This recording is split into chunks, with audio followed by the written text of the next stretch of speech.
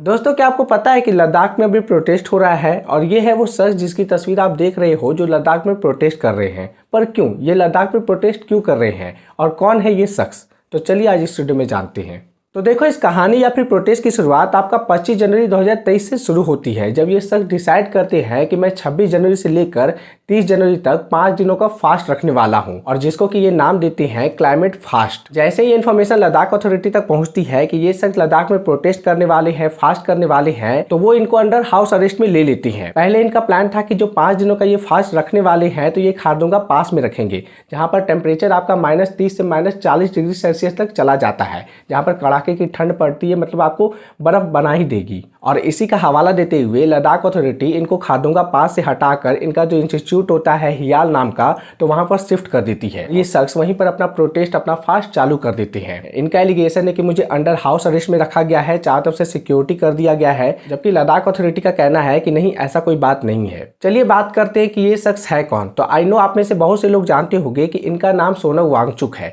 ये लद्दाख के बहुत बड़े इनोवेटर, साइंटिस्ट और एक इन्वायरमेंटलिस्ट है। इनका लद्दाख में अपना 2 स्पेशल इंस्टीट्यूट चलता है, सिकमोल और हियाल नाम का, जहां पर जो पढ़ाई होता है ना, वो बाकी इंडिया के मुकाबले में बहुत ही हटकर होता है। इवन जो सिकमोल इंस्टीट्यूट है वो पूरी तरह से सोलर एनर्जी पर बेस्ड है, मतलब कि वहां पर जितने भी पावर्स उन लोगों को मिलते हैं इंस्टीट्यूट में, वो प्योरली सोलर लाइट से मिलते हैं। इवन जो इनका अदर इंस्टीट्यूट है हियाल नाम का, तो वो भी विदाउट फॉसिल फ्यूल के हेल्प से चलता है, मतलब कि प्योरली सस्टेनेबल डेवलपमेंट को ये अपनाते हैं, उसको अडॉप्ट करके रखे हुए हैं। इनके अल्टरनेटिव एजुकेशन, अलग तरीके से पढ़ाने को लेकर, एक इनोवेटिव तरीके से पढ़ाने को लेकर इनको साल 2018 में रेमन मैग्सेसे अवार्ड भी मिल चुका है। रेमन मैग्सेसे अवार्ड वही है जो कि एशिया का नोबेल प्राइज कहा जाता है।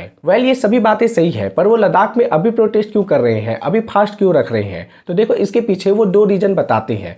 पहला रीजन है कि प्राइम मिनिस्टर मोदी का अटेंशन अपनी तरफ खींचना, लद्दाख की तरफ खींचना, और दूसरा कि पूरी इंडिया की पॉपुलेशन को लद्दाख के राइट्स के प्रति अवेयर करवाना। सोनम वांगचुक का डिमांड है कि लद्दाख जो यूनियन टेरिटरी है उसको कॉन्स्टिट्यूशन के 6th शेड्यूल में डाला जाए। पर क्यों? तो देखिए, सोनम वांगचुक का कहना है कि ये जो प्रोटेस्ट, ये फास्ट हम लोग रख रहे हैं, तो ये कोई नया प्रोटेस्ट या नया फास्ट नहीं है। ये डिमांड हमारा 70 साल पुराना है। पहला डिमांड ये था कि हमें जम्मू एंड कश्मीर से अलग कर दिया जाए, अलग एक यूनियन टेरिटरी बना दिया जाए, और दूसरा कि हमें 6th शेड्यूल में ला दिया जाए। तो पहला डिमांड तो हमारा पूरा हो चुका है कि हम जम्मू कश्मीर से अलग हो चुके हैं, हमारा जो एक आइडेंटिटी है वो सेपरेट हो चुका है। जम्मू कश्मीर में जब तक हम लोग थे, जब आर्टिकल 370 नहीं हटा था, तो लद्दाख के ऊपर कोई कंसर्न ही नहीं होता था, कोई आइडेंटिटी नहीं होता था। आज हमारे पास अपना एक आइडेंटिटी है कि हमारा एक लद्दाख यूनियन टेरिटरी है। तो पहला डिमांड तो पूरा हो चुका है, लेकिन दूसरा डिमांड है कि हमारे लद्दाख यूनियन टेरिटरी को 6th शेड्यूल में डाला जाए, क्योंकि लद्दाख में डेवलपमेंट के नाम पर बहुत सारी इलीगल माइनिंग एक्टिविटी, कंस्ट्रक्शन हो रहे हैं, जो कि हमारे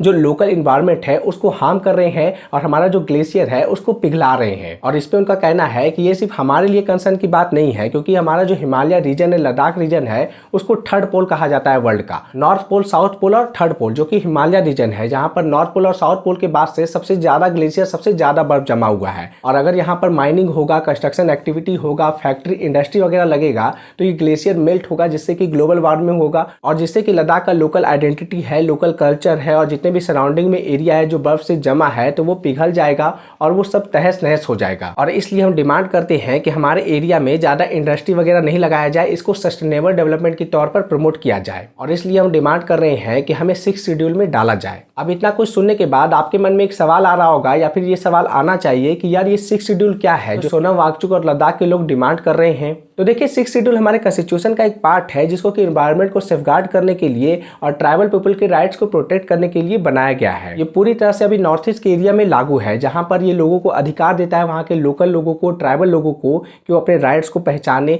अपने राइट्स के बारे में बात करें, और लोकली में क्या डेवलपमेंट होगा, किस तरह का डेवलपमेंट होगा, क्या क्या चेंजेज आएंगे, तो वो ये लोग ही डिसाइड करेंगे मेजॉरिटी। सबसे बड़ी बात यह है कि जो भी एरिया 6th शेड्यूल के अंदर में आ जाता है, तो बिना उसके लोकल परमिशन के आप वहां पर जमीन नहीं खरीद सकते हो। और यही वो कंसर्न है लद्दाख के लोगों का कि यार लद्दाख में इतना सारा प्राइवेटाइजेशन हो जाएगा, इंडस्ट्री वगैरह लग जाएगा, तो हमारा लोकल एरिया, लोकल आइडेंटिटी तो खत्म हो जाएगा। तो एक बार 6th शेड्यूल हमारे एरिया में लगा, तो इसके बाद जो बिना लोकल परमिशन के ये यहाँ के ब्यूरोक्रेट्स, ये सब कुछ यहाँ पर मतलब कि जमीन नहीं बेच पाएंगे, ट्रांसफर नहीं कर पाएंगे। अब आपको लग रहा होगा कि यार 6th शेड्यूल तो ट्राइबल पॉपुलेशन के लिए है, तो क्या लद्दाख में ट्राइबल पॉपुलेशन है, तो जी हाँ, एक एस्टिमेट के अकॉर्डिंग लद्दाख में 90% पॉपुलेशन आपका ट्राइबल पॉपुल में आता है। अब आपके मन में फिर से एक सवाल आ रहा होगा कि हाँ ठीक है, तो फिर सरकार क्या कर रही है, सरकार 6 शेड्यूल दे रही है कि नहीं दे रही है, क्या कंसर्न है सरकार को लेकर। तो देखिए, बात दरअसल ऐसी है कि लद्दाख जो एरिया है वो मिलिट्री और स्ट्रेटेजिक पॉइंट के हिसाब से भारत सरकार के लिए बहुत ही सेंसिटिव है। इसको कभी भी राइट या रॉन्ग की तरफ से नहीं देख सकते हैं कि सोनम वांगचुक जो कर रहे हैं वो राइट कर रहे हैं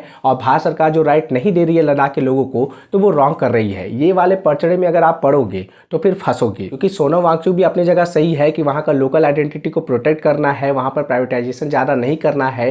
साथ में आपका गवर्नमेंट ऑफ इंडिया भी वो भी अपनी जगह सही है, क्योंकि वहाँ पर अगर इंडस्ट्री वगैरह नहीं लगेगा तो वहाँ पर जो लोग पहुँचेंगे, वहाँ पर पॉपुलेशन ऐसे ही बहुत कम है और चाइना का थ्रेट बार बार आते रहता है, तो वहाँ पर गवर्नमेंट को फुल कंट्रोल चाहिए। तो इसको लेकर दोनों के अपने अपने कंसर्न है। अब सरकार इस प्रॉब्लम को कैसे सॉल्व करती है तो ये आगे देखना है। वेल, आपको ये वीडियो कैसा लगा, इसका इन्फॉर्मेशन कैसा लगा, प्लीज़ कमेंट में जरूर बताना। चलिए मिलते हैं आपसे अगले वीडियो में। और आप इस प्रोटेस्ट को लेकर क्या सोचती हो, गवर्नमेंट के डिसीजन को लेकर क्या सोचती हो, तो प्लीज़ कमेंट में जरूर बताना। चलिए मिलते हैं आपसे अगले वीडियो में।